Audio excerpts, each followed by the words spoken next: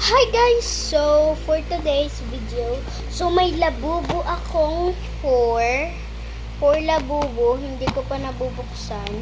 So, ang cute lang ng box. So, fake lang po to. So, wala akong mabilhin, kaya ito yung bilhin ko. Doon lang yun sa palengke. So, buksan na natin. Gusto ko to, at ito, yung dalawang yan. So, yan yung gusto ko. So, guys, favorite nyo ba ang labubo?